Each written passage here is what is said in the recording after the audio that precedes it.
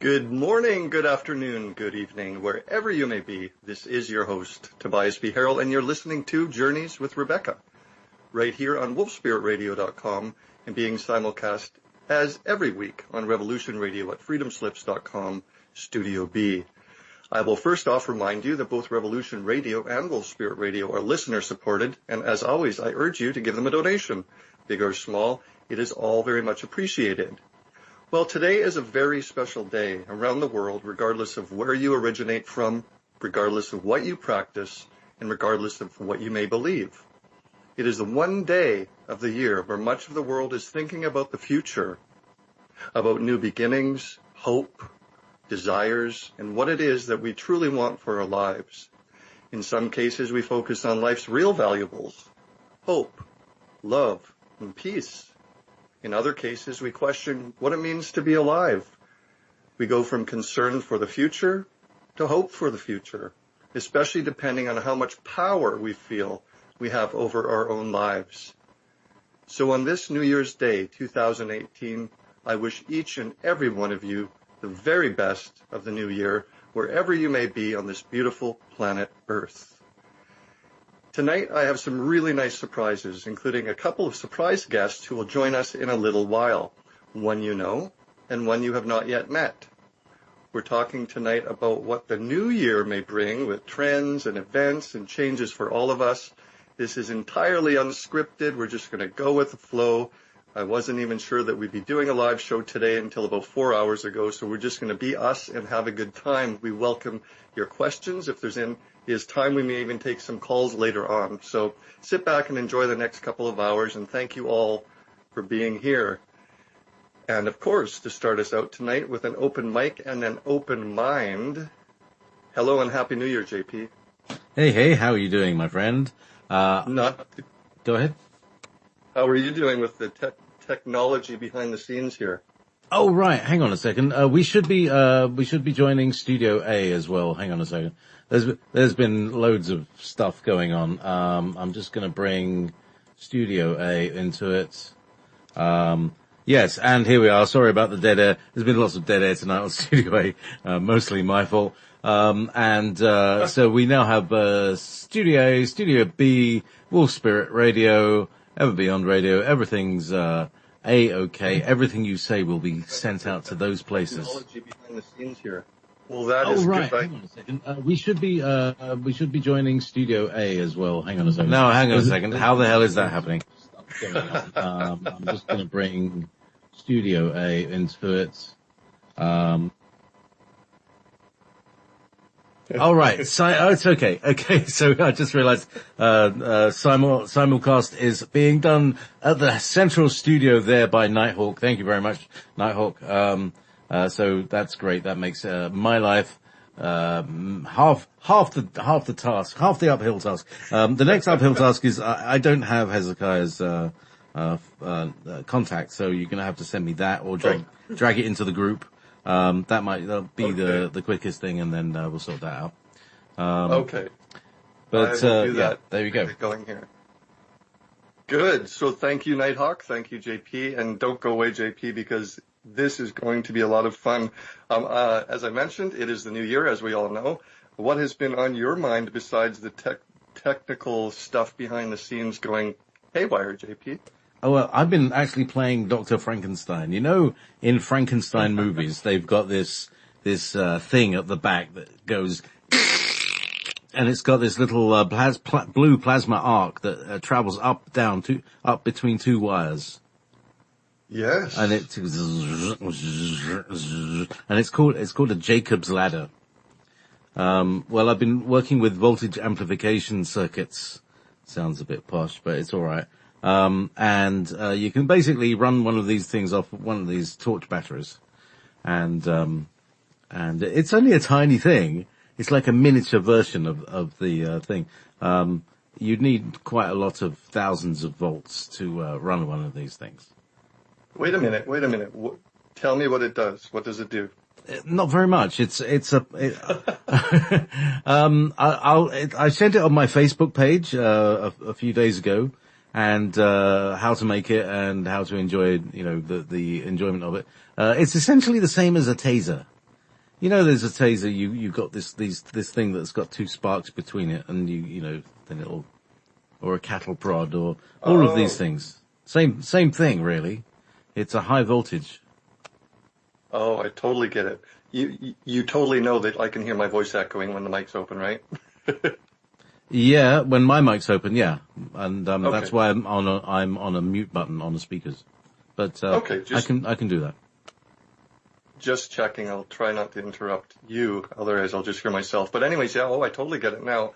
That is some technology there.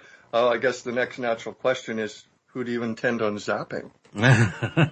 Well, it's not really for zapping people or things. The next thing is actually, it might be electrogravitic experiments. I've seen, see what you can do with this, and people say it's the ionic wind, but basically you can take these two, this thing, and make a little foil triangular craft, and it will literally levitate. It'll sort of, you have to tie it down, and it'll rise up off the ground due to electrogravitic thingies. I can already guarantee you that if you zap me with that, I will certainly go electrogravitic off the ground. You would certainly leave the ground in after 15 kilovolts, I tell you. I don't know, have you ever used one of these lighters? Have you ever seen these lighters? That, instead of a flame, it's a spark. Oh, yeah, definitely. The ones with the little crystal inside, or do you mean something more powerful? Something much more powerful. Hang on. I don't know if you can hear it. Here's one of these things. Let's see if I can get it going.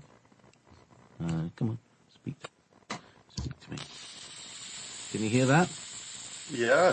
That's the sound of two little electric sparks jumping about 5 millimeters each across each other. It's really cool. It's quite a high voltage, isn't it? Yeah, you're talking kilovolts. You're talking like 20 to 30 kilovolts maybe. So how's that in comparison to like a wall outlet? A wall outlet is in America, 1/10 of a kilovolt, thereabouts. Oh, that's quite a bit of difference. Yeah, it's a bit of a charge. I mean, it's not very, the current is not very high. However, it's the current that kills you, but it's the voltage that makes you jump.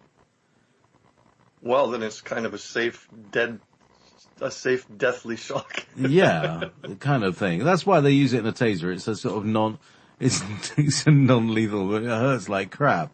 I mean, it really does hurt because it makes your muscles just tense up like the old experiment with the frog lizard. Oh yeah, that would be absolutely brutal. In fact, last summer when I was in British Columbia at my family reunion, one of my nieces, perhaps I shouldn't be saying this on the air. I don't know where she got this device, and I'm certain that they're not legal because it was just clearly too deadly. It was too powerful. This massive thing. It looked like one of those large black mag lights. It obviously was full of batteries, probably D cells, and she pushed a button, and I'm telling you, it's interesting to hear the sound that your little thing made there. But this thing is like, I couldn't even describe it. It's terrifying. It's absolutely terrifying. It's like a spaceship has landed, or a lightning ball has come down and landed on the ground beside you. It's something I sure as heck wouldn't want to tangle with.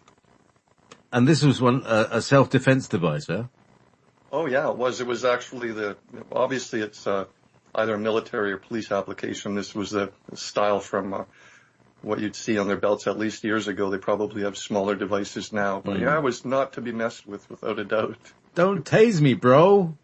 Anyway. No. Anyway, anyway, so playing with high voltages can be quite fun, and there are lots of things that involve high voltages. Old-fashioned television. They had it was called the high tension in there, and it helped to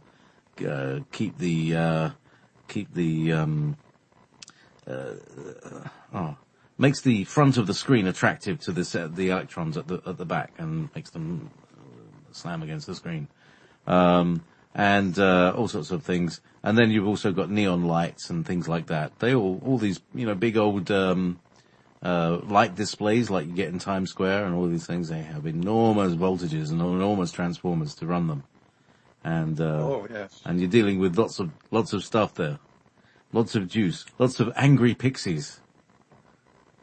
Oh, yeah. I was excited excited energies, and yeah, that's always cool stuff. Definitely. Hey, so talking about technology and things like that, have you thought about what you expect for technologies or new technologies in the new year ahead?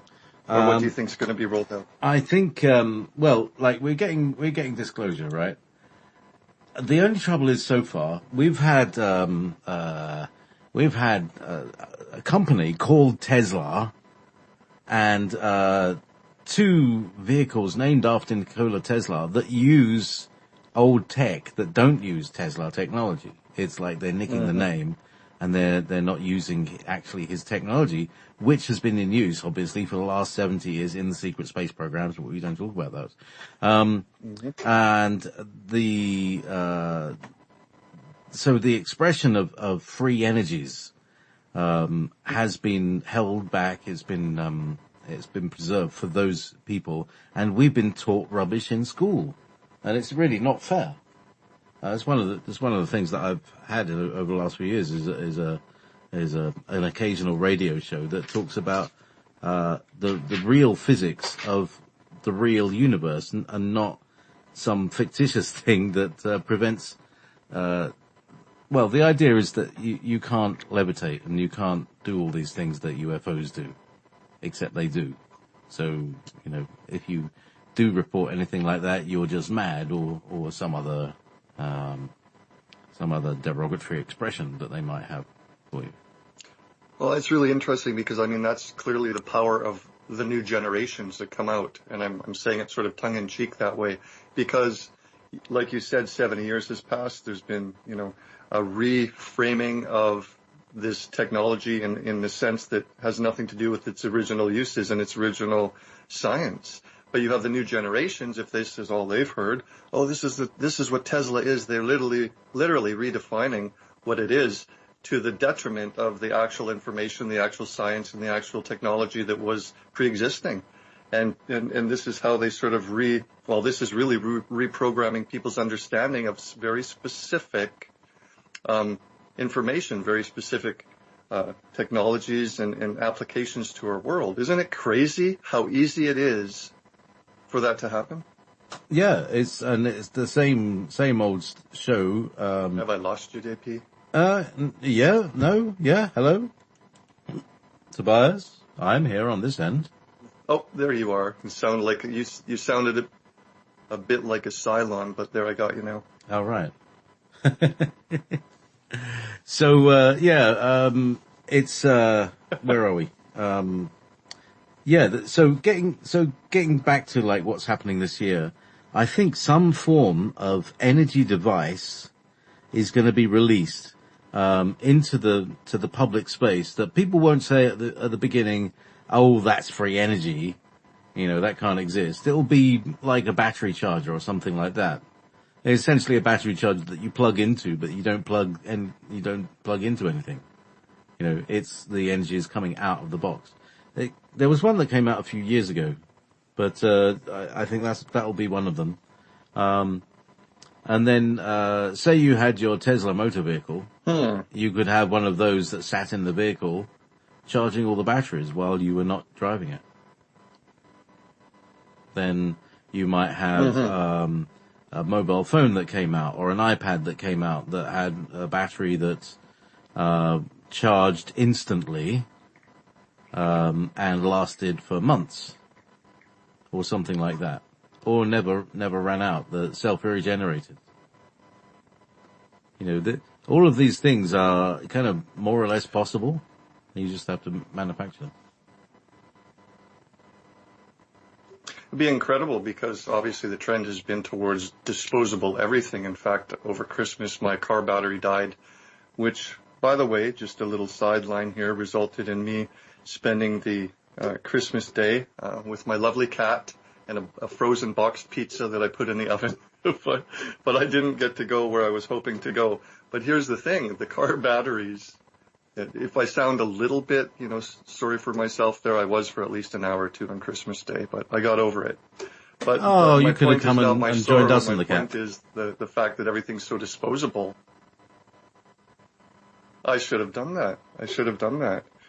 But everything's so disposable, JP. So, I mean, even my car battery, it's only 4 years old, and I had to spend another $190 getting a new one on Boxing Day or the day after Christmas. So if they actually roll out something that's long lasting, that would be incredible. Absolutely incredible. Yeah, I mean, most of the things that are built to break up, and that's been like that. Do you remember in like the night? And you can still get like things that were built in the 1970s that still work, and don't break. Yeah, yeah. There was this kind of small period of time when they made good stuff, and it wasn't built to what's that word? Built-in obsolescence. That's been a bane of my life. Everything, even computers, particularly computers. Computer languages change every couple of years, so that if you've written a program in one language and you use one system to do it, for instance, Microsoft Access, 2 years later, a new version of Microsoft Access comes out because it's part of the Office, and you have to rewrite your entire suite. Or at least you have to spend a lot of time debugging it, and this happens every couple of years. So you can't build something and then leave it running and it'll keep going. You'd think, but it doesn't. What do you think the impetus behind this whole constant changing or is it, people just competing with one another? What is the whole impetus behind it, really? I think it's to make us give up. They give up. Just to make us give up. Give up hope. And sometimes all you who enter here abandon hope. So like with software, I don't know, like these things, you think that, I think another aspect of it, if it's a successful new something, is that they make enough money off it and then let it just crash or whatever, ride itself, because they know they can make more money by, introducing something new. It's all about the, consumption, right? Well, a few weeks ago, there was an article that has been written about a research study by some university somewhere in California, I think, discovered that the average speed of the Apple smartphone, the iPhone, when a new release is about to be released, the speed starts to slow down. The actual thing itself starts to slow down.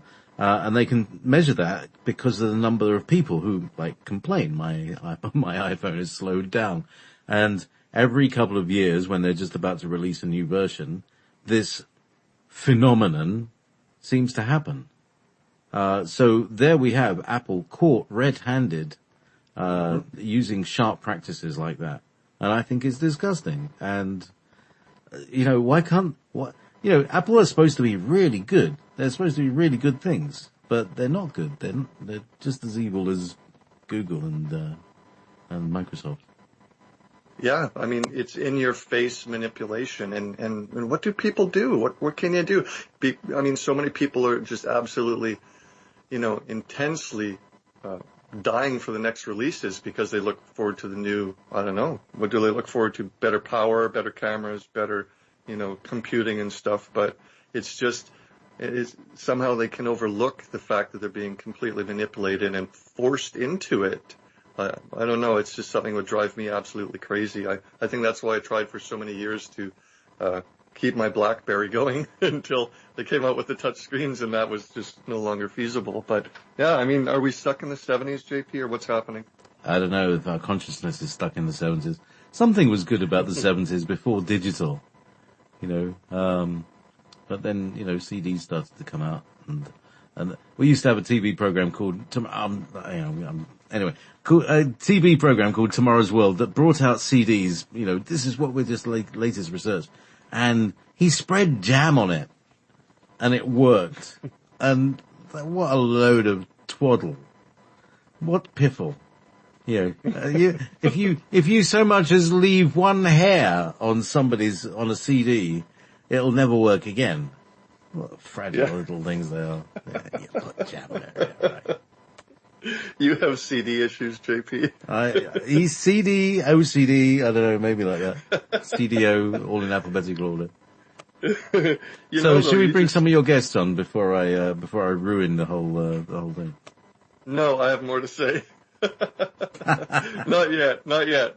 So something you said there I want to elaborate on, I want to talk about, because do you realize you just said, and I quote, something was different in the 70s before digital.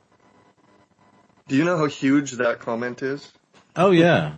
Oh yeah. And there's also, right, okay, so if you want to go towards the woo-woo and then kind of jump off the edge of the woo-woo, is that there's apparently hell yeah. a group of, there's a group of time travelers who discovered, a version of the Beatles who are on a parallel dimension where digital never was invented. And there was a cassette with their music on it. And they brought it back to this thing. I think it's just a bit of Paul McCartney's machinations, but it's quite a fun concept. It sounds fun. The idea of the parallel Beatles. Anyway, so there we go. I'll step back. But here's the thing. I mean, I'm doing a very slow segue disclosure here. So just bear with me. Let's just go with the flow. Let's go, let it undulate. Let us get through this, because this is the whole point. Here's my point. Slide with the syrup. Yep. Go. Slide with the syrup. It may be sticky, but you might like it. It could be sweet. Okay, let's not go there. This something was different in the 70s before digital. So this is exactly related to the future. This is related to technologies. This is related to consciousness, because whether it's so-called medicines, whether it's so-called perfumes, or whether it's so-called accepted things in our world, so much has been synthesized. And I don't mean keyboards as in, music, even though that too, because even those are synthetic pianos. The trend is synthetic, and we have incorporated into our world these different signals that we're all aware of. I mean, we know about them, not that we can sense them unless it zaps us in the head like Wi-Fi signals affect people. But everything's gone digital. And just you saying something was different in the 70s, can you relate that to how your mind worked, JP? Do you think that your mind worked in a different way, or better or worse in the 70s? Do you remember? I'm sure that my mind works better now. Wow. Because, I was only like 16 then. I was only a teenager in the 70s, so my mind wasn't working that well. I think. So you mean you only? There was only one or two things that I was really considering in the world, and we won't talk about those. Are you ever affected by these weird technologies or signals or different things, consciousness-wise? You'd think, because, I've been working with computers since the late 70s, indeed. And, I'm not sure if it's affected me. How would I know? Would I be somebody different if I wasn't who I was in the 70s? I don't know. Maybe there is a JP cassette tapes from some other timeline that you could answer that question with. Well, that would be an interest. If I do any podcasts on the parallel Wolf Spirit Radio, which probably the parallel Wolf Spirit Radio is called Spirit Wolf Radio, and everything is backwards, and Tobias is the producer, and I'm just the host of Journeys with. I'm in the background with the kill switch. That's right. Anyway. Oh, wrong kind of killing. Anyway. So, okay. Go ahead. So, I'm going to ask you a question. I have a sneaking suspicion you're trying to get out of the show here, and I'm going to keep you, because I want to ask you, what does the word quantum mean to you? Very specifically, it's a jumping from one energy level to another without anything in between.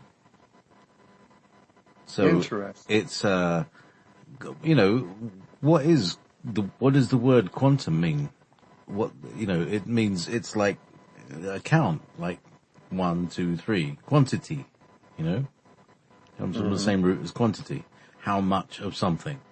And instead of being 1.1, 1.2, 1.3, 1.4, etc., it goes from 1 to 2 to 3 to 4 to 8.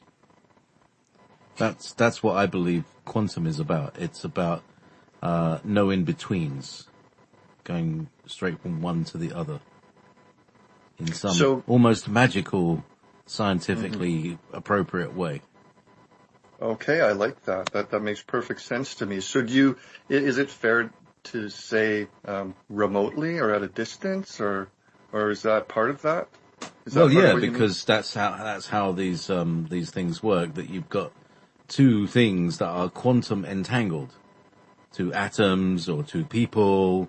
Yeah, actually, this has been part of the conversation as well today. You know, if you have two pieces of one crystal, that creates a tunneling from one point in space to another because the crystal retains it. That's created a quantum connection. Absolutely. That is literally that is beyond space, beyond time, so has no speed of light thing limit. It's just instant. Through the quantum field, the quantum energy field, I would say. Yeah. How's that? That's good. I think the other thing that comes to mind is the experiments that were done a long time ago, many times I'm sure, where they take a living cell, and I think they split it in half, and they put one of the halves the other side of the planet, and whatever they subject the half to that's local, the one on the other side of the planet reacts to equally and in the same way. That's the spooky quantum action at a distance. Exactly. And it is the science of magic. It is the science of what people call magic. I always say magic, and I know you use that word as well. I always say that tongue in cheek because its understanding seems so elusive to most of the world, and obviously it's been one of the greatest things. It's been suppressed and attacked over generations through eons. You know, from the Salem witch trials back to, you know, the glory days of the Egyptians and different species, etc. There's always been this, you know, this aspect of the quantum science that only a few of the, you know, the elite, I hate to use that word, but the elites, the groups seem to have a full understanding of all of these things. And it's just fascinating to me because when I look forward into 2018, this is one of the biggest things that I see rolling out. One of the biggest things is not only the quantum technologies, but the quantum understanding of our reality.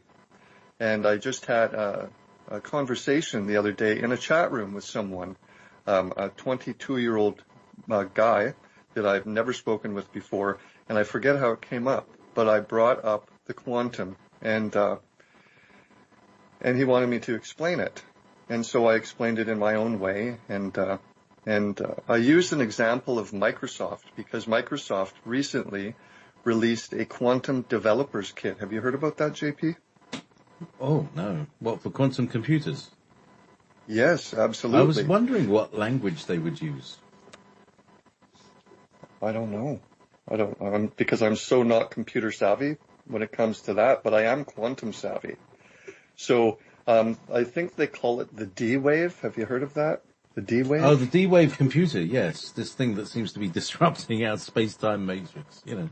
Oh, see? So you've heard more about the D-Wave than I have because I've only heard it by name. I haven't even done any research into it, but I have looked at the Quantum Developers Kit that they just released. And you know, of course, JP, when Microsoft releases a developers kit, that means they're throwing it out there, a new software, a new technology out there for programming for anybody that's, educated or knows how to do those things to play around with.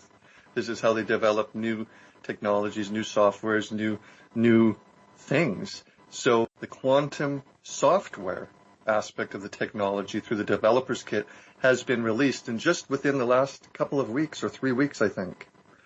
It's a big, big deal.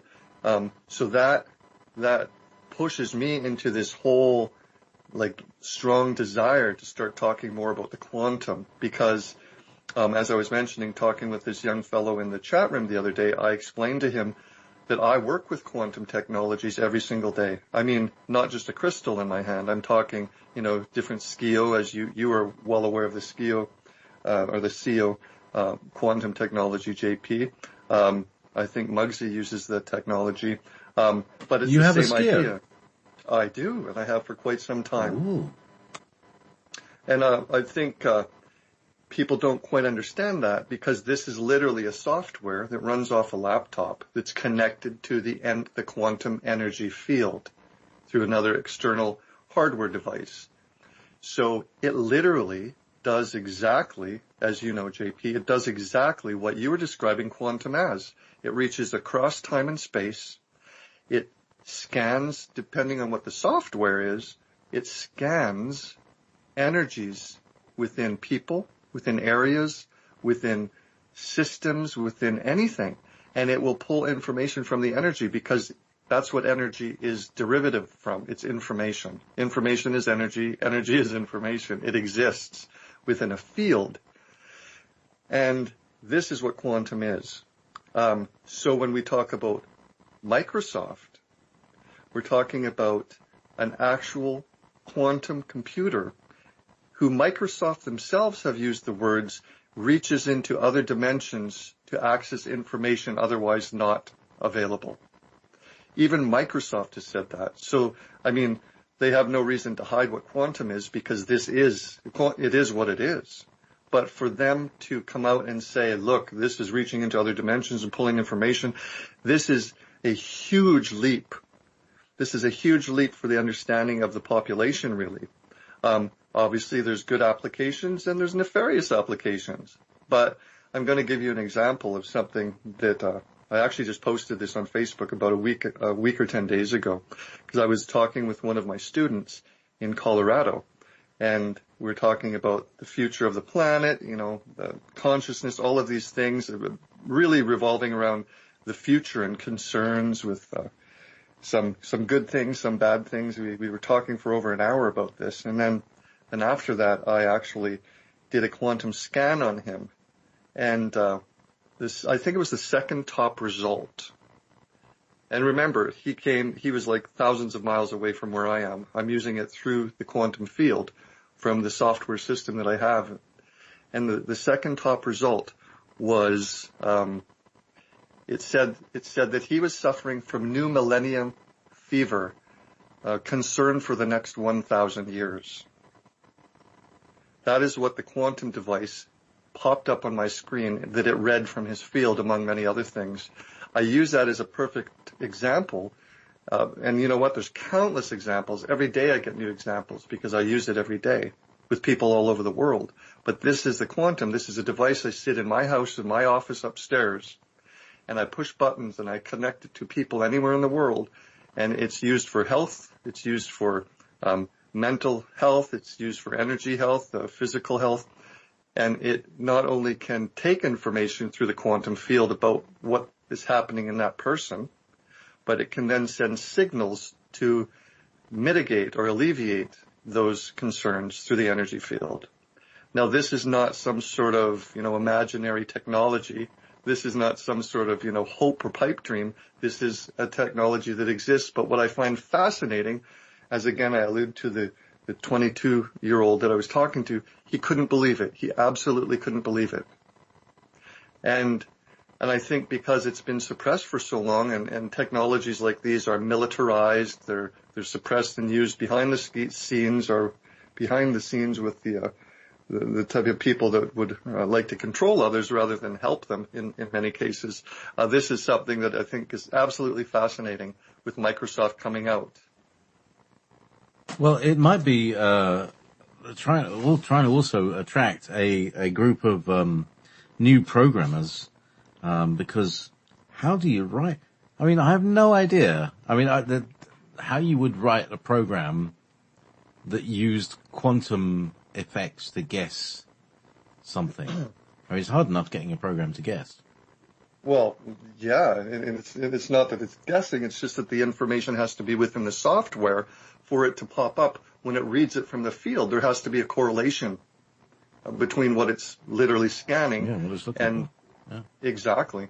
So it's, it's an interesting point you make there, because I would say the same thing about even silicon chips in the computers that we use. I cannot bring myself to believe no matter how much I think about it, that anyone on this planet was so smart they could say, oh no, this is what we need to create. We need to create these silicon chips. We can do this and that, and they'll work this way. We'll put, 50 or 200 of them inside a box, a computer, and we'll put them in this order, and suddenly, boom, it's gonna work like a computer. I can't bring myself to believe that this is a local technology. Yeah, well, and this comes back to the beginning of our show. It was like, something happened in the 70s that brought this kind of thing in. Who knows? The 70s? In the 70s, yeah, because that's when digital started to come online, really. Yeah. So, I mean, it's just a progression. It's a strange progression because behind the scenes, probably at the same time, the 70s, the military applications of the quantum technologies were being used as the public was using these outdated yet very advanced systems. It's a strange situation there. But now we forward, 50 years almost? Is that 50 years? It is almost 50 years, JP. It's 48 years, 72. Wow, amazing. But anyways, here we have the quantum technology being introduced more into the public limelight.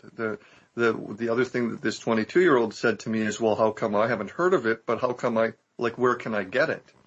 And I couldn't really tell him other than what I use, where he could get quantum technology. But his belief was really revolving around quantum computing. So he thought, it has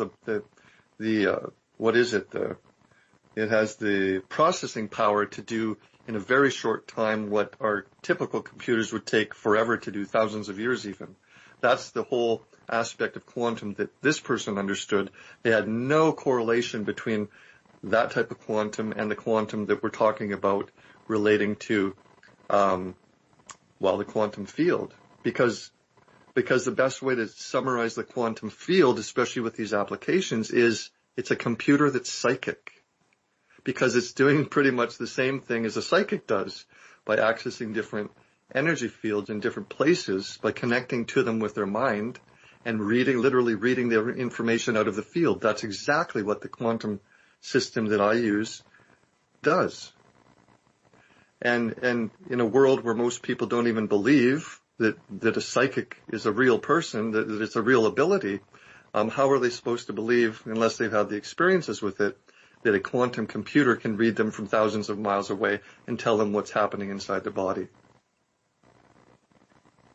I know sounds weird, but we've experienced over the last few years doing this internet radio thing, people doing live readings. How do they do that? Somebody's saying something in the chat room and somebody's tuning into that. How does that work? But it works. Absolutely. And you've done piles of different episodes with Sam using the same quantum technology, haven't you? So I have been dismantled and rebuilt and dismantled and piled up and kicked over and all that stuff, yeah. Yeah, exactly. It's incredible. But then let's look at the other side of the coin. Doesn't this just reek of the mind police? This is the exactly. This is the technology. You can know anything.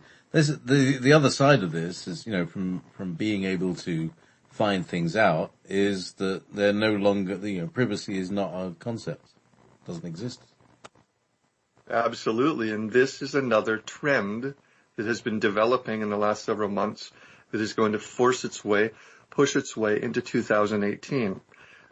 And let me elaborate on this. I have seen this. I have seen the trend of the governments and other powerful organizations using more force to get information so that they can do everything that they do as organizations. To be more specific, instead of, let's talk about taxes. Can you imagine if the government can, log into your bank account and they can see that you made more money than you claimed? There's one thing. But can you imagine if they can use a quantum device to scan the population at large for people that are hiding certain things?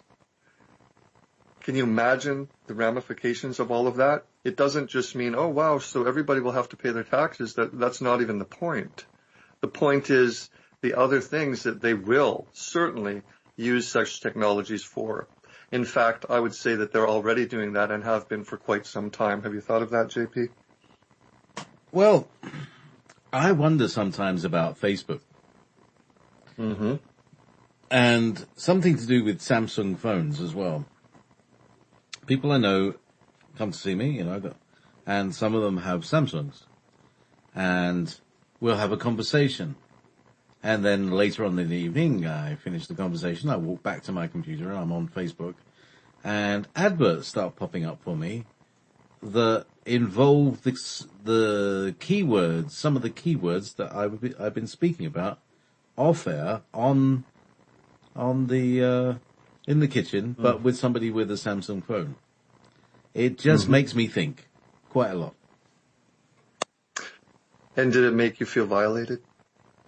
Dirty, very dirty. Yeah, I feel the same way, because we know, in the same way that we know that they're listening. They're always listening, and it's not just a conspiracy theory. It's not just a paranoia. It is the reality of things.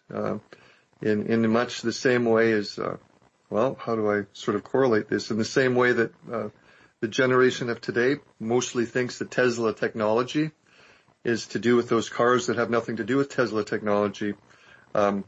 Many people have been brought to the point to believe that anybody that thinks that we're always being listened to is just a conspiracy theory, but it's not. It's exactly what's happening. Take it to the next level, the quantum level, and that it's no wonder why it's almost impossible for people to believe that is real when I'm talking about that. It's just incredibly strange from my perspective, because again, I use the technology every single day with people everywhere. It's incredible the things that we discover and the things that we can change with the quantum technology. But sometimes I have to literally sit back and pause and think to myself and realize how different my everyday experiences are and the people I work with compared to most of the population, because this truly was and is a technology that has largely been suppressed or intentionally left out of the public mainstream.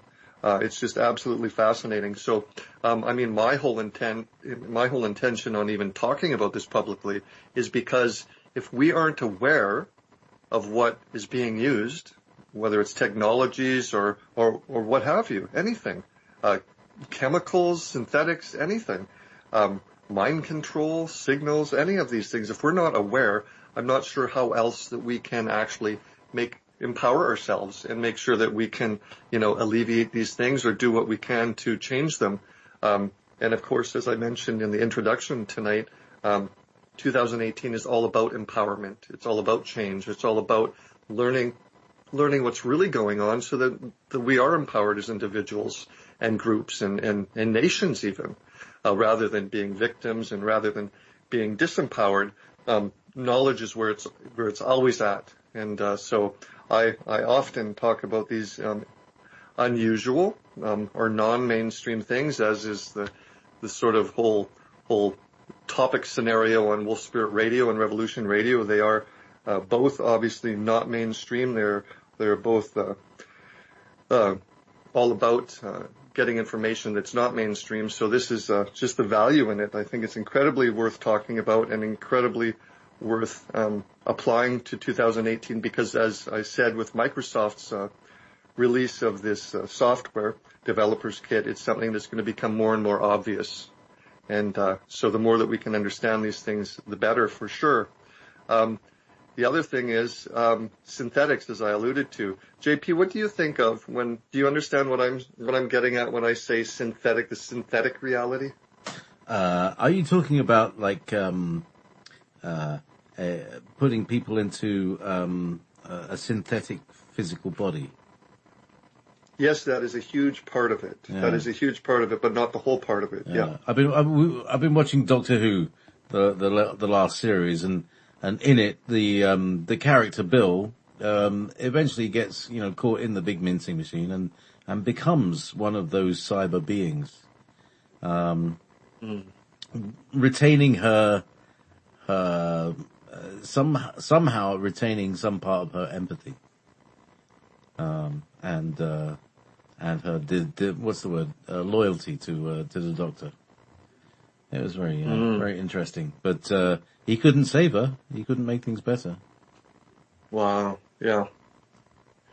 Yeah. So, I think now would be a good time. Even though I've talked longer than I expected, we should bring Hezakiah in and get his opinion on some of these things. So let's do that. And any second now, he's going to pick it up. He's going to put on his headphones. He's going to press the button, say, hello. And no, it's not. He will. He's taking his time. He's probably got bored waiting for us to call him. We said we'll call him half an hour ago, and here we are. As long as he 10 to 6. As long as he hasn't fallen asleep. It's there we are. A little bit later. But everybody, you'll remember Hezakiah. He was on the show just a few weeks ago. He's currently in British Columbia. He's from California, and he's a great friend of mine and a very interesting guy, I will to say the very least. Hezakiah, how are you? I'm pretty good. Good. It's good to have you. Thanks for waiting for me to bring you in. Have you had a chance to hear what we were talking about, Hezakiah? And JP, have we lost Hezakiah? Because I don't hear anything. Think we. Oh, 1 second. Oh, there we go. Sorry about that. Go ahead. It was repeating because I was listening to the broadcast live right now, so it was repeating and there was kind of an echo. So it's perfect now. That'll mess you up every time. Yeah. So you've had a chance to listen to all the things that we've been talking about, Hezakiah. I've recently just joined in the past 5 minutes. I heard you guys were talking about taxes and synthetics and Tesla technology. Yeah. It really comes down to consciousness because we were talking about the quantum and the quantum technologies that I use and the quantum technologies that Microsoft has just released a developer's kit for. And I thought that it would be so incredible because you, my friend, I know are completely aware of consciousness. You use your mind, you have certain abilities and strengths and superpowers. Mm-hmm. And this is what we talked about for 2 hours last time you were on the show, your experiences with things that some people call otherworldly, some people call supernatural, and really what it comes down to is the natural senses, the senses, sensuality, the things that should be functioning in the population, in a healthy population, but because truly there is a lack of health within the population because of many, many different reasons that we won't get into. We're talking about synthetics versus natural. So your abilities, the things, the gifts, the so-called gifts that you use, intuition, going into other dimensions with your mind, communications that may be considered telepathic by some people. All of these natural things that seem to be lacking in the world are things that are now being rolled out as synthetic forms of these things. Does that scare you? It's extremely scary. Like, it gives me the heebie-jeebies, because it's a big deal when there's something as powerful as, quantum technology or any kind of psychic abilities, just abilities in general, the natural human abilities. The amount of, discipline and dedication people put into practicing with these things and learning these things, utilizing them, buying all the books, studying for years like I did, it is like, it's as if it's going, to waste with these new technologies being released. It's quite ridiculous, because people like me and you and there's a lot of us who put so much time and effort into this. And then now they just roll out with these things and they're like, oh, you can use these things too. You can use quantum energy. You can manipulate this. You can do this and that. Alien disclosures, things like that. There's a bunch of crap that they're just releasing now and trying to get people used to it and making it seem like it's normal, but it's really not normal.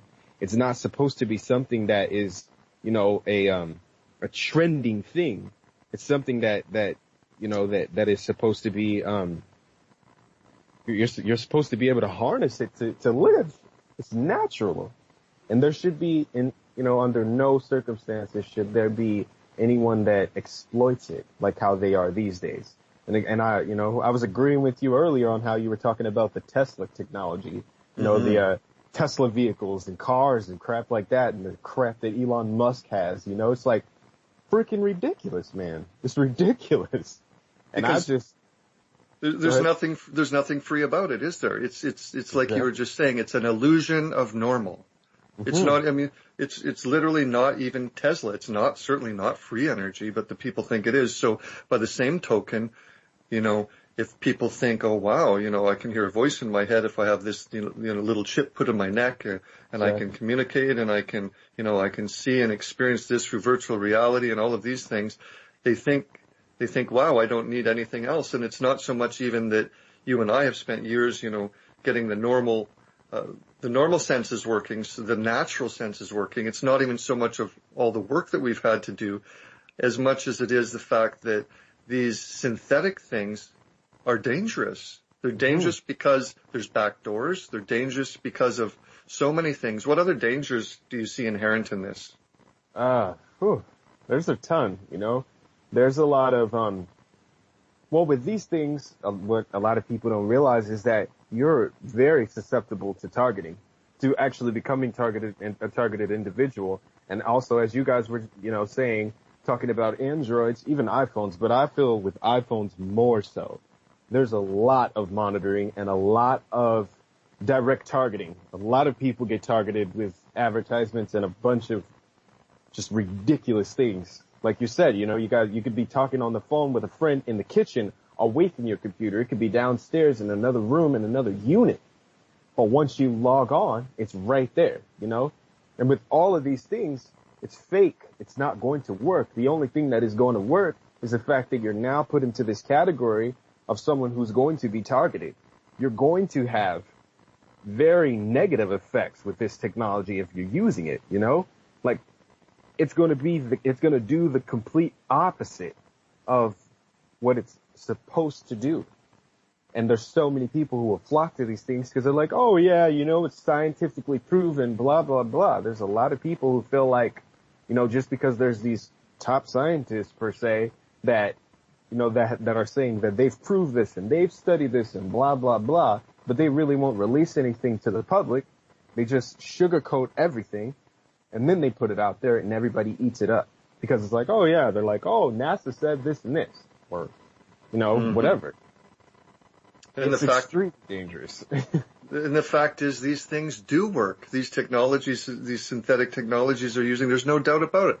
But it's been military applications. They've done voice to skull. They've done transplants. They do use synthetic telepathy as communications. It's silly to even call it telepathy because it's a two-way radio put in your head through the energy field. It's as silly as talking as though AM radio is magical. But anyways, it's a science. But the fact is, it's not natural. And you're exactly right. The problem is people literally are being continually removed from reality. They're being separated from reality. So, when we get separated from our natural, the natural world, the natural universe, the natural way of things, then we become less empowered as individuals, less empowered ourselves. One of the things, and I know we're going to come up to the break in a few seconds here. I'm not sure if I'll even hear it tonight with the different things behind the scene, but the fact is when I continually remove technology as a computer system. Yeah, we're off. We're in the music now. Oh, okay. So Gabriel is ready to go. JP, if you'd like to bring him in, and we'll come in after the break. Okay. We won't hear it, but nobody else will. Okay. So we have like 4 minutes now? Yeah. Okay. If you would just let Gabriel know when he comes in, I'm going to go grab some tea. I'll be right back.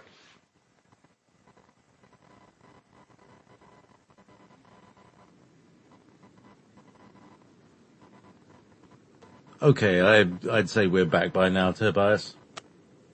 Okay, let's cross our fingers and jump over the cliff as usual. Well, it's great. Thank you, JP. Welcome back to Journeys, everybody. The opinions expressed on this radio station, its programs, and its website by the hosts, guests, and call-in listeners or chatters are solely the opinions of the original source who expressed them. They do not necessarily represent the opinions of Revolution Radio and FreedomSlips.com, its staff, or affiliates. You're listening to Revolution Radio, FreedomSlips.com, 100%. Yes, that's ET as in extraterrestrial, ETlanguages.com. I know many of you here who have registered for the Worldwide Positive Orgone Initiative that began just a few weeks ago. I know many of you have had experiences with that already. You that while Rebecca is away, G cards and had experiences with those, and you have many questions. Some of you have many questions about how these vital life forces work and what you can do with them to change your life in very exciting ways. Always feel free to reach out to me for more information. And of course, if you are new to this and haven't heard me talk about it yet, just go over to etlanguages.com and click on the pyramid picture in the upper right corner of my website, and that will take you to a free sign-up where you can experience it for yourself. And remember, this is only the beginning. There is much more to come. And with that said, welcome back, everybody. I know what I was going to tell you. When you want to see Rebecca, please go to journeyswithrebecca.com. That is her website. And please, by all means, remember to do so. Rebecca's looking forward to hearing from you as she is taking her time away. Anyways, we have been talking with Hezakiah Chapman before the break, and certainly JP and I have been talking all about the quantum field 2018, a little bit about artificial intelligence, synthetic intelligence, all of these types of things. We want to know what to expect. Isn't that part of living in the now? Isn't that a part of taking control over our own lives, the control over our own future, having the information that we need that's going to affect us so that it doesn't affect us without us knowing? Welcome back, Hezakiah. All right, I'm here. Good. It's always good when the guests are still there.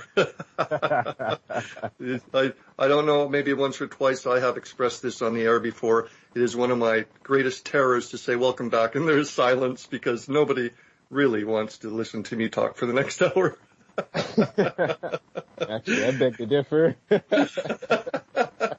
Well, you know I can go on and on if I have to.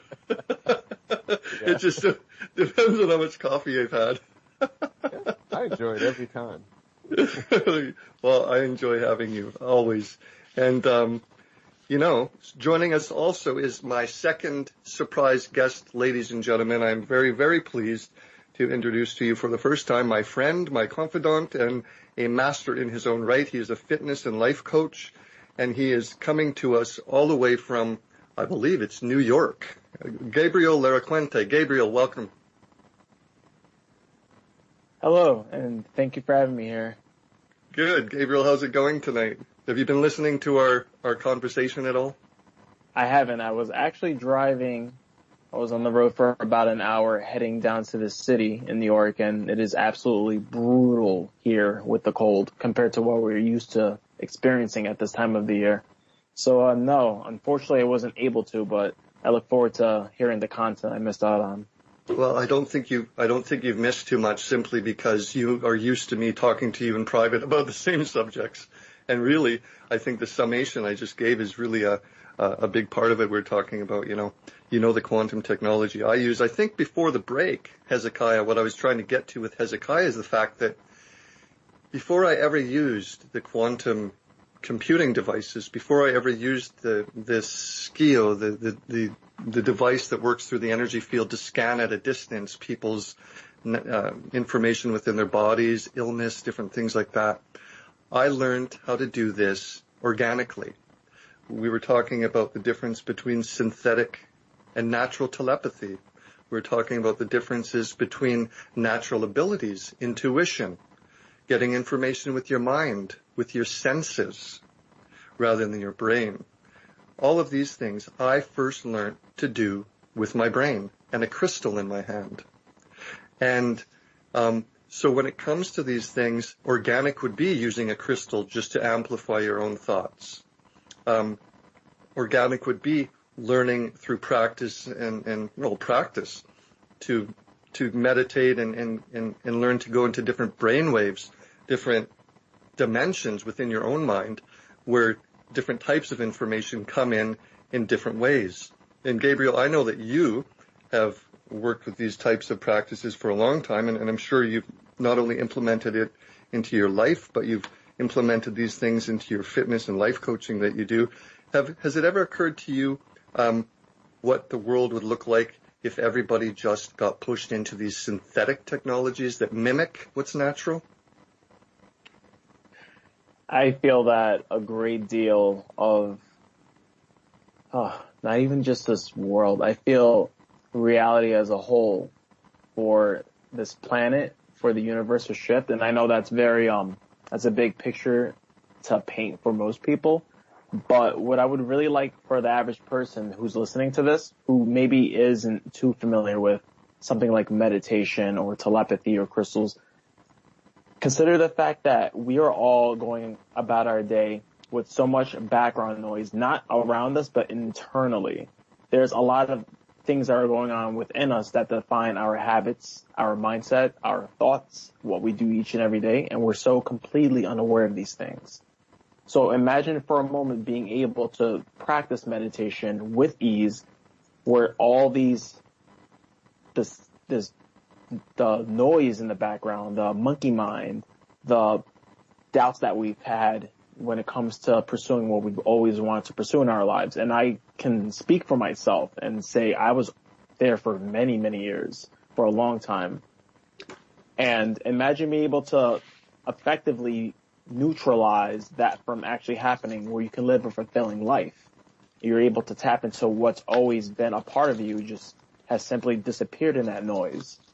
And now imagine having your hands on a technology that can provide the same exact thing, where it's no longer so much about putting so many years of meditation. And not to say that anyone who's done this is not doing the right thing, but for the average person to have a very effective means of being able to apply this into your life every day, in which it becomes natural, how much your personal life could change, and how much would that affect the person that you know, a family member, a loved one, a coworker, and how that can just continuously spread out farther and farther away from you, continuously spreading through your loved ones, your coworkers, your circle of influence, and that just ripples out throughout this planet. That's how powerful this sort of technology can be, how meditation can be. And quite frankly, it's changed my life in some very powerful ways. And meeting you, Tobias, has really helped quantify that, funny enough. And that tends to be the word that people use nowadays. But I kind of feel that meeting you and getting involved in this on a deeper level has completely changed my perspective on all of it. What do you say? Oh, it's really nice of you to say. I would hope so, honestly, because my own perspectives were changed so very much over the years. There was a time, honestly, there were years when I thought I was pretty aware, pretty into what's really going on with technology, information, psychic abilities, natural intuition, all of these different topics that so many people talk about in the non-mainstream world. And I realized at one point when push came to shove and I had to start literally figuring things out, or else I would not have survived after I had my extremely serious neck injuries, I realized I didn't really know much of anything, because a lot of the practices that people put into place, while they certainly sound good, so many of them actually don't have much of a result. Many times the reasons or the excuses for these things not working are, it takes years or lifetimes to really get to the result. Or sometimes people would say, don't worry about it. In 2027, our telepathy is going to come back. I heard it from the Galactic Council or what have you. And I could never sit calmly with that information, because it's disempowering. If we were made to sit around and wait rather than experience for ourselves or seek the answers through experimentation, through practices, through real applications in knowledge, then we're just destined to run around in this vicious circle where we're not really helping ourselves. So absolutely, I think that to open our minds, to open our understanding and awareness, and to be open and realize we don't have all of the answers, to be able to sit here and say, okay, this person disagrees with me, or okay, this person says, oh, I can't believe that. Explain. Or this person says, well, this is my viewpoint. And instead of us getting all uppity and tight, we sit back and realize, wow, let's listen to what others are saying, because if it's not the same old rigmarole, if it's not the same old programmed response, there may be some real valuable insight and information within it, and we may actually be able to get somewhere and make some progress. So, Gabriel, with you, with many people that I come into contact with, certainly with you, Hezakiah, this is one of the most exciting aspects of everything that we're talking about, the past, the present, and the future, because I know that both of you are such that you're not only willing to listen, but you're willing to rethink things with your own mind, because you're intelligent people, more than intelligent, and to be able to rip from our current reality certain topics or certain information and rethink it with your own mind, rather than just take the I can't even think of the phrase right now, but what everybody else accepts is a very important thing, because in so many cases it's not good enough. It's not good enough. So as we go back to the conversation to begin with, instead of using synthetics, it's like natural medicine. Instead of using these synthetic medicines that they're pumping into people every day, by the billions, that don't really heal anything, going back to natural medicines that actually have the capacity to heal in many cases. There's probably the biggest example of synthetics in our reality today, in our world. So when we talk about consciousness, the very thought of a synthetic consciousness, or synthetic technologies that are overlaying our consciousness, or being used in place of things that could be very natural, as you're talking about your practices, Gabriel, meditation, intuition, getting information through the ethers rather than through the internet. I don't know how else to elaborate more on the importance that what's natural is really what's the most powerful and the most satisfying. And it's also what's natural is in almost across the board, what can't really be hijacked as easily as the synthetic things. Right, Gabriel? Absolutely. And actually, I want to really stress the importance of that. And I tend to do this a lot with people that I know. So for the viewer, I completely understand how challenging it can be to really trust in things that you can't see, that's not physically in front of you.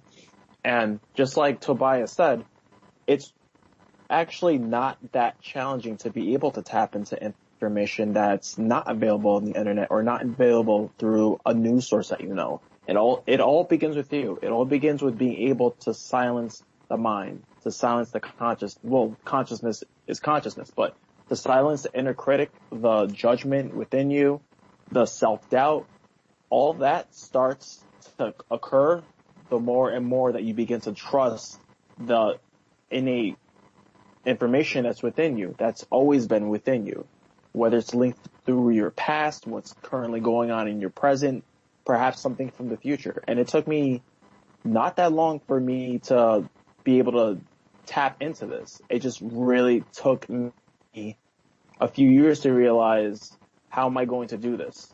And the first thing I had to do was simply ask. All I had to do was sit, stay quiet, and ask, and listen to the first thing that came up. Primary extraction. You extract the first thing that comes up, and that's how intuition works. Intuition is immediate. It comes in quick. It comes in without any pause, without any nothing. It's fast. It's immediate. And that's how we begin to trust what really comes in.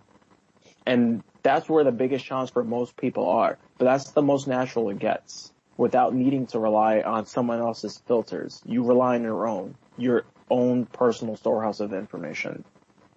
It's so true. I mean, so many times people talk about this very subject with me, and the first thing I say to them is, look, you need to literally stop thinking, because if you're going to think of what you sense, you're not going to sense anything. You're just going to think, and your thinking will get in the way. It's the same with these. I mean, come on, we're talking. I mean, I'm the guy that all these people all over the place know as the guy that speaks ancient languages that he never even learnt within this time period.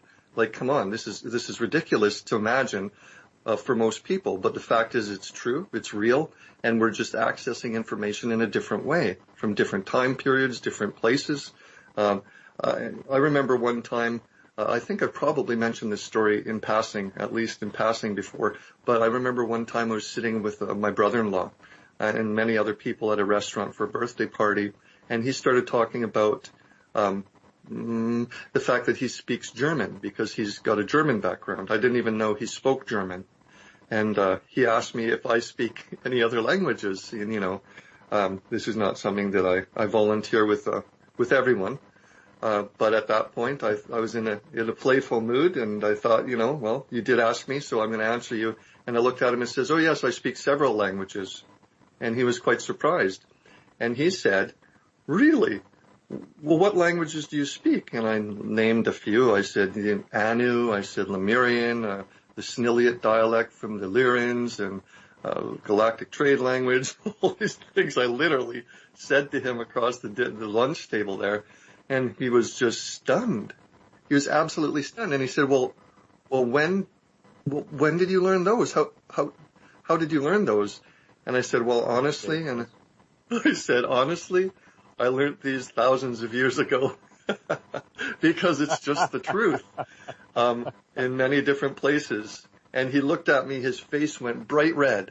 He literally began hyperventilating. And you know what? This was my playful mood. I knew what was going to happen to him. I absolutely knew what was coming.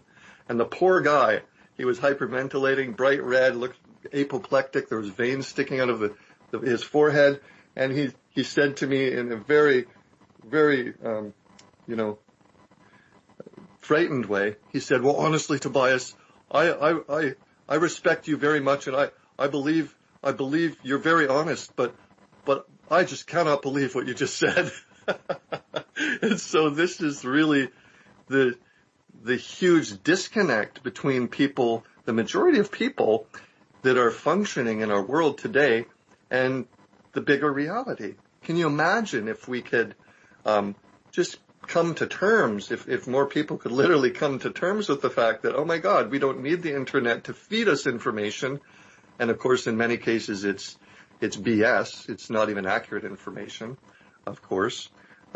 If we could actually use our own minds and access, this literal quantum field and pull information from different places like we're talking about tonight, what a different world we would have. People talk about the ancient Lemuria, ancient Atlantis, and how incredibly abundant and flourishing life was, the health, the crops, the people, the cultures, and this is all very true. But these things were true because during those time periods, we didn't have all of these things that were working to synthesize and take it away from us rather than restore it in us. So it's incredibly, incredibly important. And Hezakiah, I know that you went through your own whole scenario when you began getting your natural abilities back, when you started to not only sense things again, but see things in different dimensions and stuff. Tell us a little bit about the process that you went through, because it can be quite challenging and quite freaky. Okay. Well, it was a lot, really first starting off, it's really funny because everything that I read about in this blog when I did this, meditation to open my third eye, and it sounds so, it just sounds so untrue when I'm telling my stories or I talk about my experiences. But I'm being completely honest here. Literally, the way that I ended up being able to connect back to my abilities was my friend Mariana and myself. We both found the same article when we found this article, we ended up both deciding that one of us was going to do the meditation. I ended up being the one to do the meditation. You know, she didn't feel comfortable with doing it. When I did it, literally on the third day is what it said. And the third day is when it happened to me. It was very overwhelming, you know, clearly, like when I would close my eyes on that third day, you know, because it was 3 consecutive days and it had to be consecutive at the same exact time. And this was essentially meditation, but I didn't really know anything about it. So on that third day, I'm closing my eyes and I see this gold. I just see gold at first. It looked like a ball. It opens and, you know, I realized at that moment that this is not something that I'm used to. I was highly skeptical. I'd like to call myself a healthy skeptic. It was ridiculous, very profound. So this eye opens, it's moving around, and it's just all golden. I knew nothing about gold. I knew nothing about colors, orbs, anything of the sort. I opened my eyes after this, and, you know, I was so sensitive to the light. I had to turn the lights off.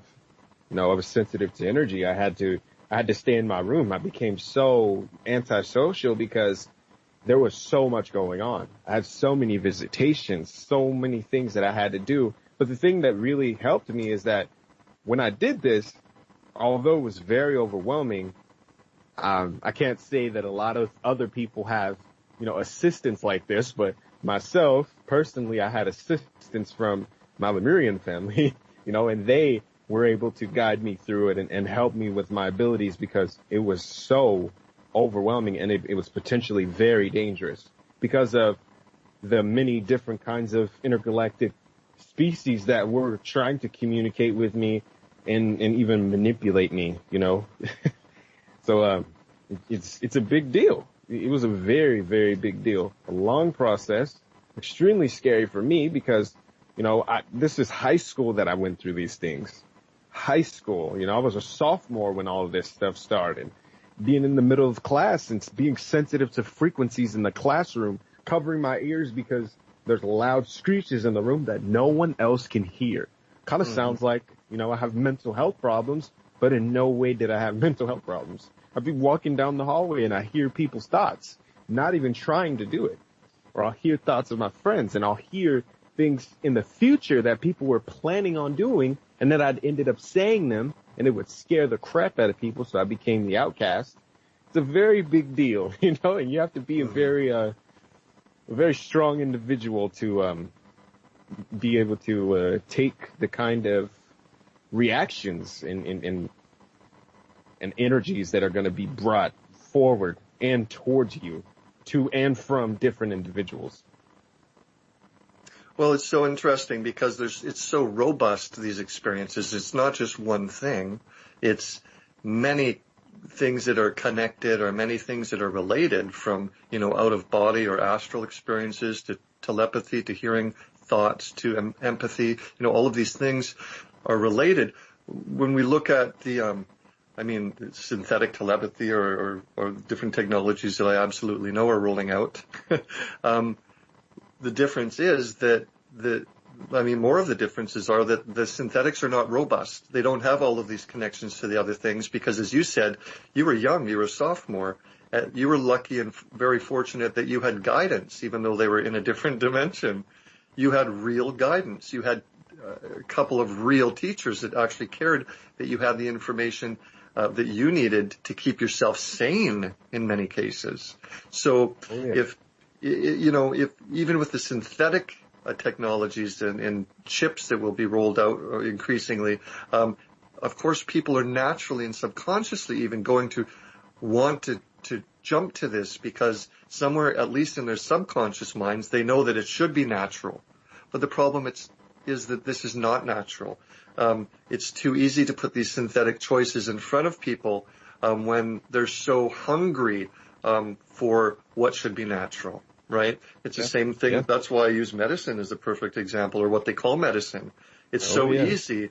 You know, if we get a horrible disease and we don't have the knowledge of how to deal with it naturally, then we're going to jump at those synthetic choices that are put in front of us, and we'll take the poisons because sometimes that's all we know. Sometimes that's all we know. So this is why I just absolutely love talking with you, talking with Gabriel and JP and different people about these subjects, because the more we talk about what's natural, the more we talk about our experiences and the evolution of our experiences, the more opportunity it gives others who haven't had these chances yet to explore them for themselves in a more natural way. Gabriel, I'm going to bring you back in, and you know, I know that you have several, ongoing experiences for probably forever with these types of things. Was there ever a time that you were put off kilter because it was so, because you didn't have the guidance from someone else? Yes, actually, my experience was really, really interesting. And I feel that I've been experiencing pretty much anything that people will call supernatural or paranormal since since I can remember even being alive. And it all started since I was maybe 5 years old, where the clearest memories actually came up. And I would see things that weren't physically there. I would see things in mirrors. And when I would look back behind me where I would see those things, whether it was a demonic looking thing or just someone watching me, they weren't there. And I would be in the room with someone. And to be completely honest, I thought I was just going crazy. And I was so young that I didn't understand it. So instead, I kept quiet. And I kept quiet for years. And this experience continued until around the age of 13 to 14. And that was when I started to meet more people who did have these experiences, and yet I still was unable to really come forth and explain what I was feeling and going through, because it just didn't make sense to me. It didn't make sense how it was possible to hear things that weren't there, like footsteps going up the stairs, or to see shadows at the corners of your eyes, or eventually to see a golden orb that actually ends up burning you, that's exactly what happened to me at one point as well. And at certain periods when I was able to receive guidance through people who did have an understanding of what I was going through, whenever they would provide guidance to me, I actually would forget. And this is just going into something completely like another topic, but I was being suppressed.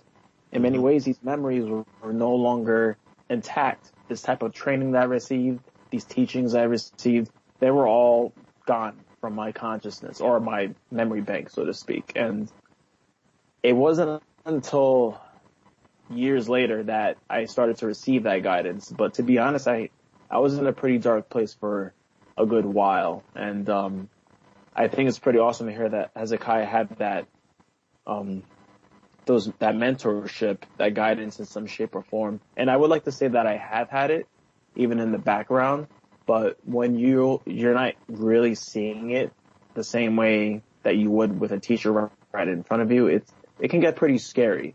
And I think that's where most people who do have these spiritual experiences or these awakenings and all these abilities, they think they're just going crazy, that they're just not normal. They need to be thrown in a loony bin.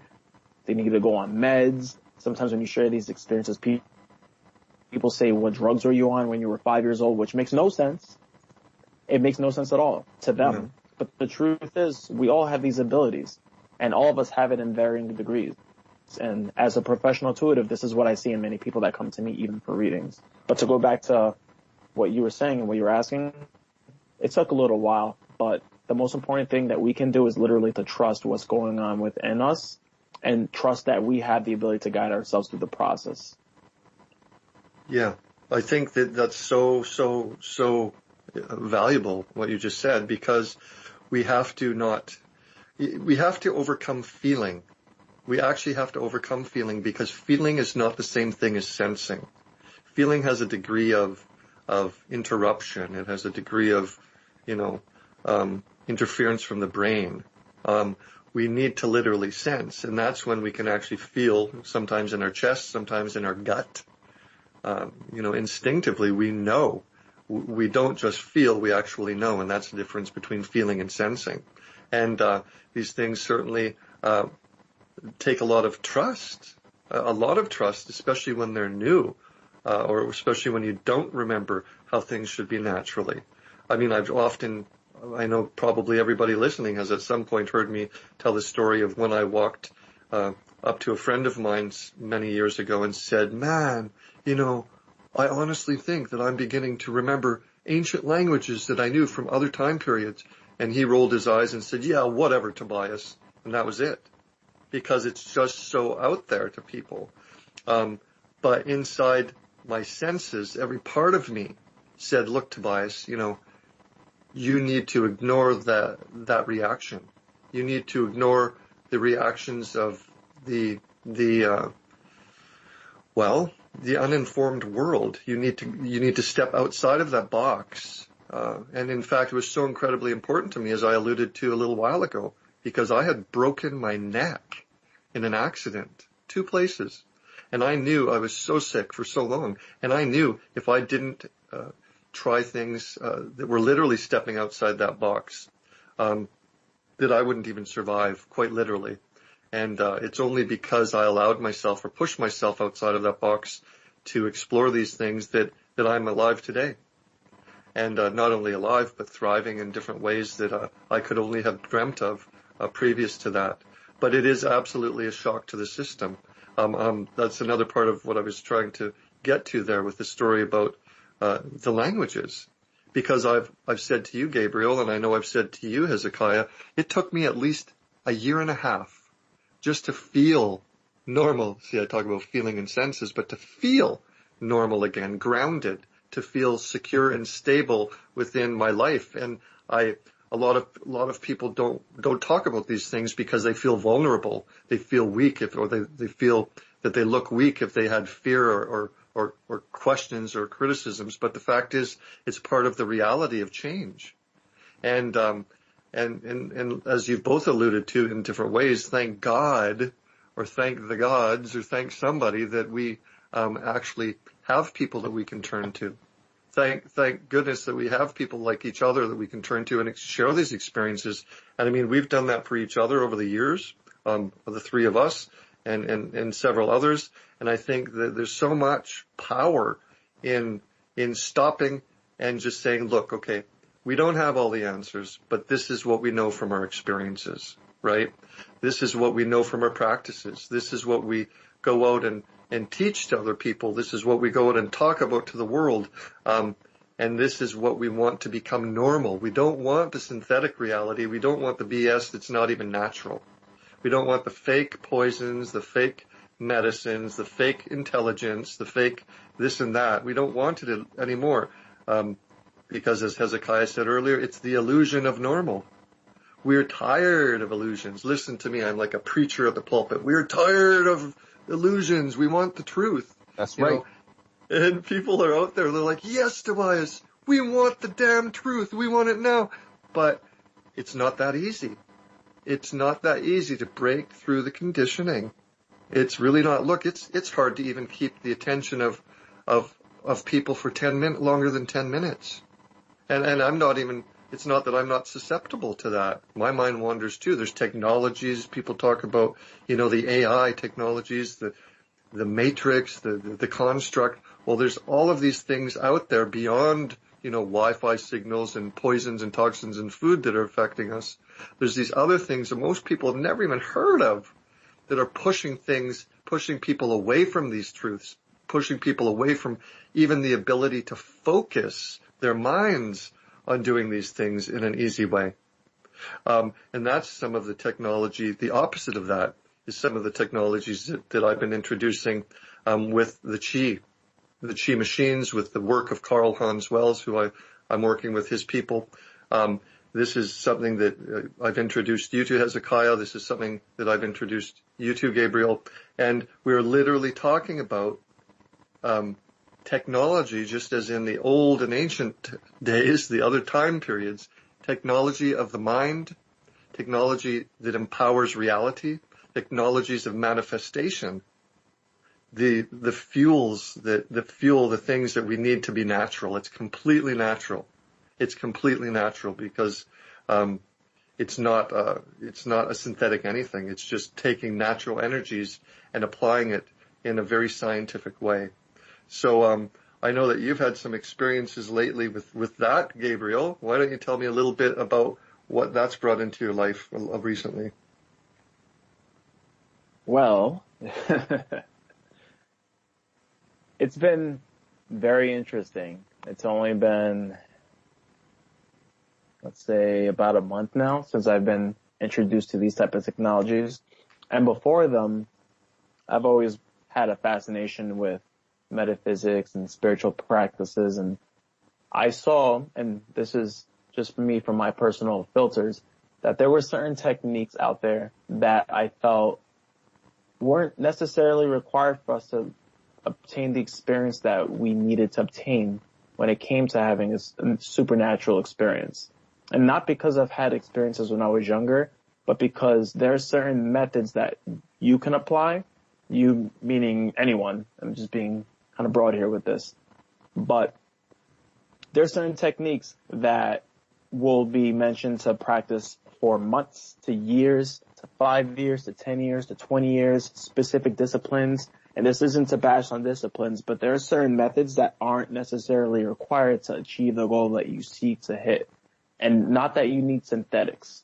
You simply require something that will get you from point A to point B in the most effective way. And outside of meditation and mindfulness, through these quantum technologies, which utilize life force, which is completely natural, and I know it's natural because I experience this energy when I practice Qigong and Tai Chi.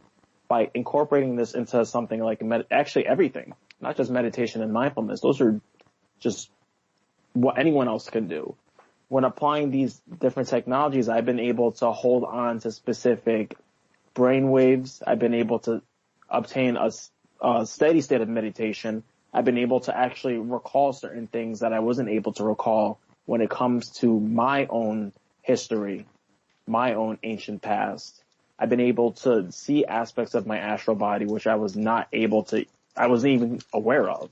And I've astral projected many times through my life, countless times. Many times I don't even remember, but I was able to realize that I was still in projection because while in waking state, I didn't feel fully there, but I was able to feel a very subtle shift in my environment.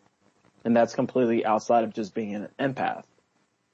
These technologies have literally, these technologies are, in my opinion, the biggest disclosure that people are going to be introduced to in our lifetime because they're going to shift everything. They've shifted so much for me within a month's worth of time, and I can only imagine what's going to happen a year from now.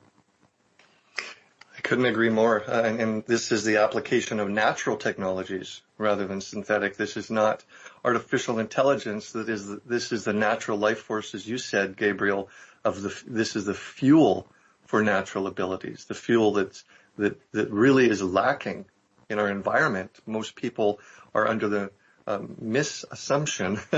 misguided belief that there's an ample amount of life force energy on our planet. And the fact is, over a great expanse of time, different things have changed, and there is not the accumulation of life force energy naturally anymore, not to mention it is being siphoned off by different things. I'd say good and bad, but mostly bad. And so the access to more of this is literally the access to what's more natural. It's one of the doorways back into your own natural abilities. So yeah, I think it's extremely, I just can't say enough about it. I absolutely love the way you've described it, Gabriel. You put into perfect and succinct words exactly the way it works. And I know that you too, Hezakiah, you have come into ownership of a small energy device from Carl Wells as well. How's that going for you? It's absolutely amazing. For me, myself, I personally have experienced very clear-mindedness. This device, the Junior 99, it's actually really, it's pretty awesome to me, even though it's one of the smaller ones. I am looking forward to working with the bigger devices. I want to get a really big generator, like the biggest one. I really hope to, because I love feeling all of that chi. You know, I'm definitely someone who likes to go in head first, really deep, you know, off the deep end. But with this chi generator and even the chi card itself, it's definitely been quite amazing. I'm someone who finds it hard to keep my mind clear. These past 2 years, it's been hard to really keep my mind clear because of so much that happens. And, you know, the fact that I am aware when I'm being attacked. I'm aware of a lot of different things that go on, and it's constant. And, you know, ever since I've gotten this device, it's helped a lot. You know, it definitely has been helping a ton. It's kept my mind clear, and literally the effects of this almost feel like I'm on an LSD trip, but permanently, without the tracers and the mind fog, things like that. Yeah, it's very balanced, and it's psychedelic. That's what I can say. It's honestly, it's unbelievable, you know, especially with having the transfer couple, you know, and the fact that you can just leave one piece on and you take the other piece, walk around with it, go in public, go anywhere, and you constantly get to feel this flow of chi that's continuously calming you down, continuously clearing your mind, continuously giving you that energy to utilize, you know, the ability to manifest things into your reality. It's amazing, and it's been helping tremendously. I'm really grateful, you know, that you introduced me to the technologies. I'm looking forward to, you know, going to meet Carl Wells for sure. Like, I mean, Carl Hans Wells, like, I really want to meet him, and Seaton, like, because they're just amazing individuals. And every time that I get the opportunity to meet individuals that are, you know, similar to myself or into things that are similar to, you know, what I'm into, I just have to meet them, you know. I like the in-person because it's so raw, and also I can pick up on so many things, you know, as you remember, Tobias, the things that I was describing when we finally met. It was just, it's crazy. But I love the in-person interaction. I like the raw energy and the feel, and, you know, and the different languages that pop up, revisions and, you know, and whatnot.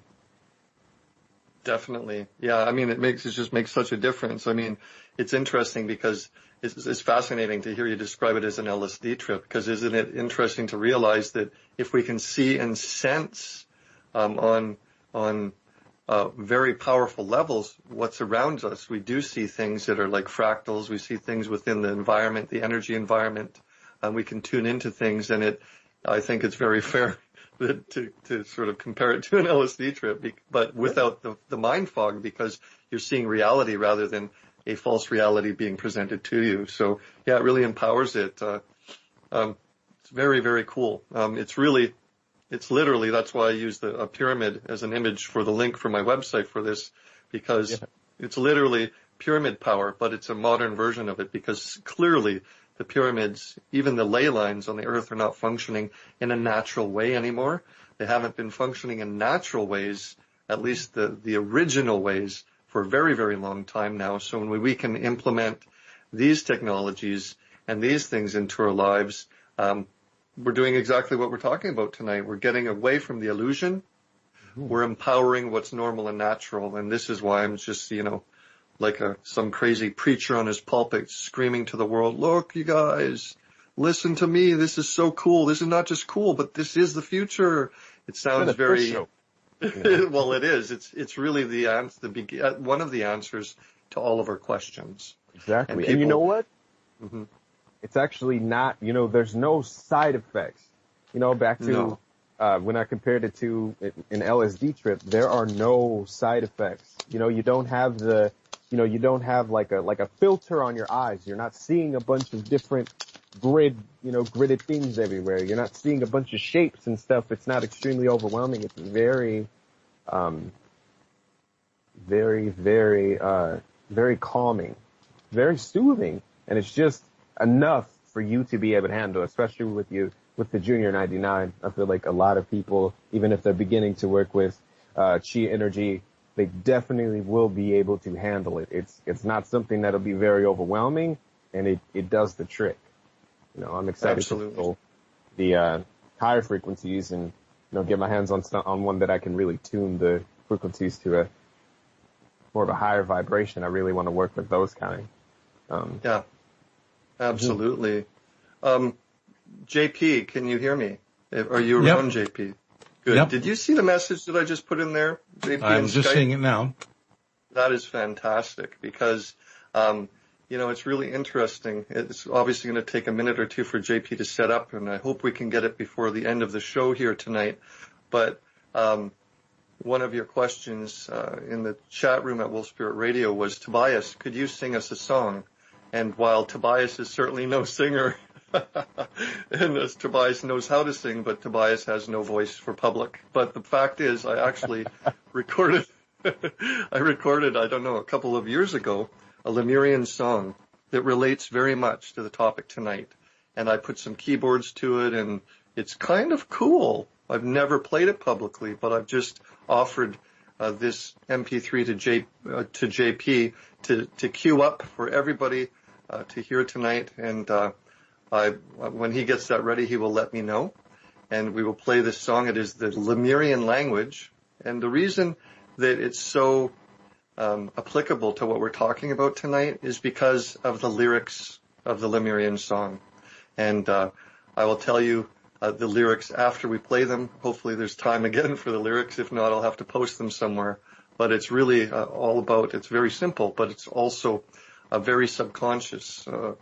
The information within the quantum field, even of the languages, is something that I think all of you are going to very much enjoy listening to when JP gets that queued up. In the ready meantime, now. Okay, just let me get this out first, JP. Awesome. In the meantime, quickly, Hezakiah, tell people where they can find you online if they need to reach you. They can find me at my email address, chatman16@gmail.com, CHATMON16@gmail.com, or they can reach me on Facebook, and that's facebook.com, it's going to be Chapman, my last name that I just spelled, Hezakiah Lee, and then I'll probably be the first result that pops up. You'll see me with a black and white sweater, and I'm always doing some weird mystic thing with my eyes. So on the picture, there's a glare on the camera flash, and there's blue over my eyes, and you'll know it's me. You can just add me, contact me on there, yeah. They'll be able to sense it. They'll be able to sense it to you. Hey, Gabriel, how do people reach you? So for me, my email is glara7987@gmail.com. So that's GLARA 7987@gmail.com. In terms of a website, I'm still actually in the process of working on that. And you can also reach me on Facebook at Gabriel, Gabriel, Lara Cuente, which is spelled LARACUENTE.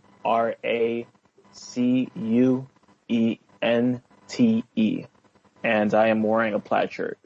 Look like a normal guy, and that's exactly what we are. Normal people just living very interesting lives. Extraordinary lives. Absolutely. And dude, you have like the most cool name. I love trying to say it. I'm like, Gabriel Lara Cuente. I just like saying it. It's very, very cool.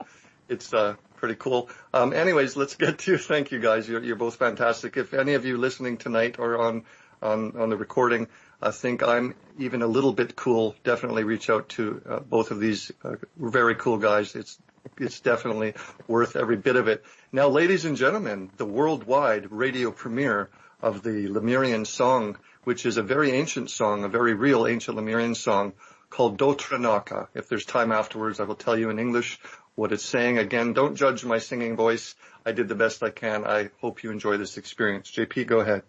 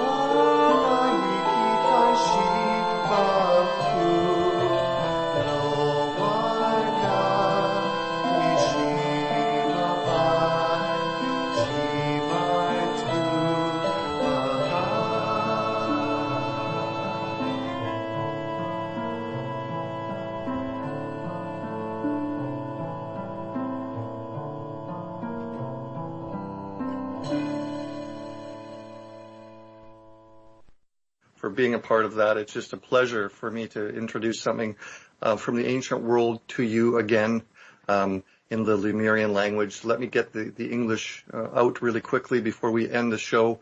Literally, the lyrics are saying, "To those whom see things others cannot see, those who move, who cannot see what is right in front of them, simply move through space and time like tidal waves, move through and through all things, and it will become clear." These are the English lyrics of the Lemurian song I just sang, Dotranaka. And it's everything to do with what we've been talking about tonight. Hezakiah, Chapman, just appreciate so much that you coming on tonight and talking about your experiences and relating to not only the past, but the present, and certainly forward into 2018. Gabriel Arquente, really enjoy you always. I'm really excited that you were able to come on and be a part of this. And JP, as always, I appreciate you. And I think I can speak for all of us when I say there is a great deal of hope looking forward into the new year. And really, it revolves around opening our eyes, opening our abilities, opening our hearts, and talking about your and accepting that there are things in front of us, all of us, that we can't see at all times, but we have to be aware of it. We have to open our minds and our hearts and do something really about it. Otherwise, things will stay the same. And I don't want things to stay the same. We have so much more power to see. So I don't know how much time there is left, JP. That's it. We're out of time. Well, that's perfect. Then I guess I will see what got cut off at the end there. And I'll close it out before I post it. But that was a great show. I'd like to thank all of you guys. Thank you for tonight. Thank you. Thank you. It was an honor. Thank you. Okay, Gabriel and Hezekiah, I will talk with you soon. And JP, I'll talk with you soon too. Have a great night, you guys. Thanks very much, Tobias. Right. Well done. Thanks. Good night, guys. Thank you, JP, for having us. You're very welcome, guys. Thank you. Thank you. Night, guys. Talk to you soon.